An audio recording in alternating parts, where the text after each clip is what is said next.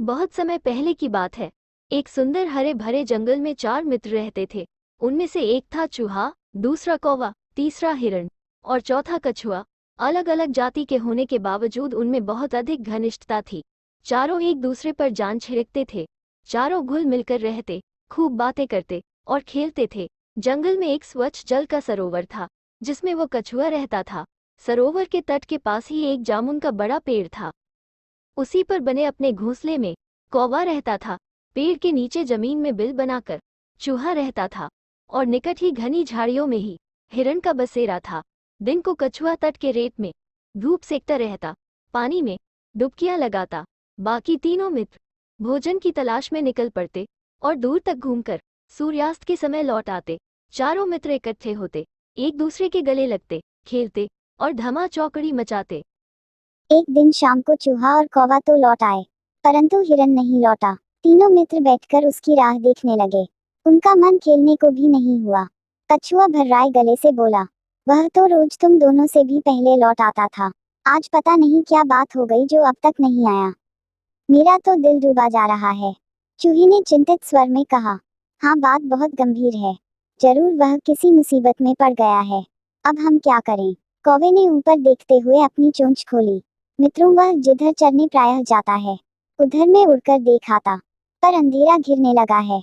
नीचे कुछ नजर नहीं आएगा, हमें सुबह तक प्रतीक्षा करनी होगी। सुबह होते ही मैं उड़कर जाऊंगा और उसकी कुछ खबर लाकर तुम्हें दूंगा। कछुए ने सिर हिलाया।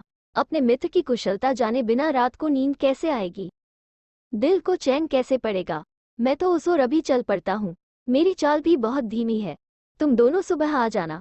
चूहा बोला, मुझे भी हाथ पर हाथ धरकर नहीं बैठा जाएगा। मैं अभी कछुआ भाई के साथ चलता हूँ। कौवे भाई, तुम भोर होते ही चल पड़ना।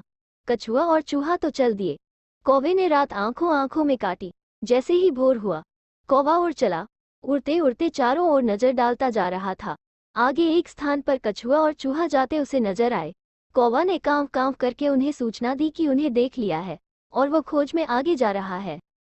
अब कौवे ने हिरण को पुकारना भी शुरू कर दिया, मित्र हिरण, तुम कहाँ हो? आवाज दो मित्र। तभी उसे किसी के रोने की आवाज सुनाई दी। स्वर उसके मित्र हिरण जैसा था।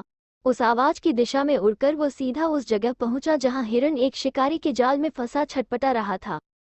हिरण ने रोते हुए बताया कि कैसे एक निर्दयी शिकारी ने वहां जाल बिछा रखा था। दुर्भाग्यवश वो जाल ना देख पाया और फंस गया। हिरण सुबह शिकारी आता ही होगा, वो मुझे पकड़ कर ले जाएगा और मेरी कहानी खत्म कर देगा।